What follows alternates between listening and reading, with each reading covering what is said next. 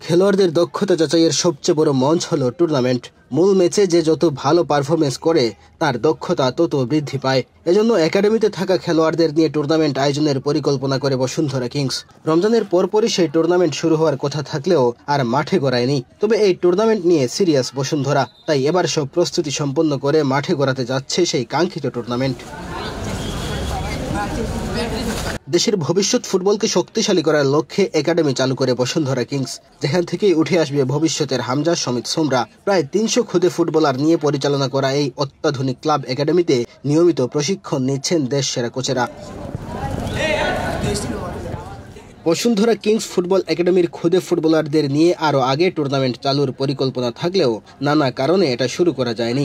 বিশেষ করে ফুটবলারদের ক্লাস পরীক্ষার কারণে তাদের অভিভাবকদের অনুরোধে পেছাতে হয় টুর্নামেন্ট। তবে এবার সবকিছু চূড়ান্ত হয়েছে, শিগগিরই মাঠে গড়াবে সেই টুর্নামেন্ট, এমনটাই জানিয়েছেন বসুন্ধরা কিংসের টেকনিক্যাল ডিরেক্টর জুবায়ের নিপু। হ্যাঁ, টুর্নামেন্ট আমরা সব দল বানিয়ে ফেলেছি, আমাদের ড্রেসও রেডি। এখন টুর্নামেন্টে শুধু আমাদের কিছু ফার্স্ট টার্মের কিছু পরীক্ষা হচ্ছে।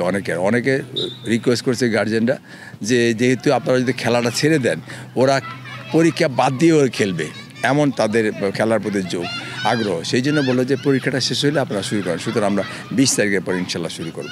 খেলোয়াড়দের পরীক্ষা, টুর্নামেন্টের মডেল তৈরি এবং দল গঠন করতে গিয়ে কিছুটা বিলম্বে শুরু হচ্ছে সেই টুর্নামেন্ট। এই টুর্নামেন্ট নিয়ে ফুটবলার এবং তাদের অভিভাবকেরা বেশ উচ্ছ্বসিত। নিজেদের দক্ষতা যাচাইয়ের এই সুযোগকে তারা শতভাগ কাজে লাগাতে চান।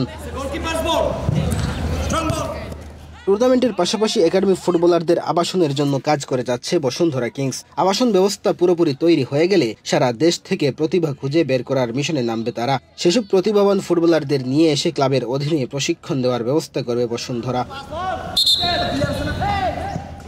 মেহেদী হাসান তালহা, বাংলাদেশ প্রতিদিন।